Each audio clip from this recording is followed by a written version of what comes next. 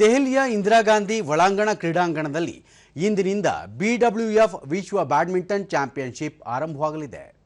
ಭಾರತದ ಶಟ್ಲರ್ಗಳು ಮೊದಲ ದಿನವೇ ತಮ್ಮ ಅಭಿಯಾನ ಆರಂಭಿಸಲಿದ್ದಾರೆ. ಮಹಿಳೆಯರ ಸಿಂಗಲ್ಸ್ ವಿಭಾಗದ ಮೊದಲ ಸುತ್ತಿನ ಪಂದ್ಯದಲ್ಲಿ ವಿಶ್ವ ಮಾಜಿ ಚಾಂಪಿಯನ್ ಹಾಗೂ 9ನೇ ಶ್ರೇಯಾಂಕಿತ ಆಟಗಾರ್ತಿ ಪಿವಿ ಸಿಂಧು ಐರ್ಲೆಂಡ್ನ ಸೋಫಿಯಾ ನೋಬೆಲ್ ಅವರ ಸವಾಲನ್ನು ಎದುರಿಸಲಿದ್ದಾರೆ.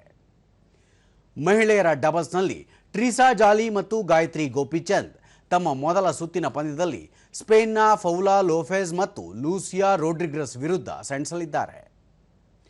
ಪುರುಷರ ಸಿಂಗಲ್ಸ್ ವಿಭಾಗದಲ್ಲಿ ಭಾರತದ ಆಯುಷ್ ಶೆಟ್ಟಿ ವಿಶ್ವದ ನಂಬರ್ 1 ಆಟಗಾರ ಹಾಗೂ ಹಾಲಿ ಚಾಂಪಿಯನ್ ಚೈನಾದ ಶಿ ಯುಕಿ ಅವರ ವಿರುದ್ಧ ಪೈಪೋಟಿ ನಡೆಸಬೇಕಿದೆ. ಈ ಮಧ್ಯೆ ಪುರುಷರ ಡಬಲ್ಸ್ನಲ್ಲಿ 5ನೇ ಶ್ರೇಯಾಂಕಿತ ಜೋಡಿಯಾದ ಸಾತ್ವಿಕ್ ಸಾಯಿರಾಜ್ ರಾಂಕಿರೆಡ್ಡಿ ಮತ್ತು ಚಿರಾಗ್ ಶೆಟ್ಟಿ ಮೊದಲ ಸುತ್ತಿನಲ್ಲಿ ಬೈ ಪಡೆಯುವ ಮೂಲಕ 2ನೇ ಸುತ್ತು ಪ್ರವೇಶಿಸಿದ್ದಾರೆ.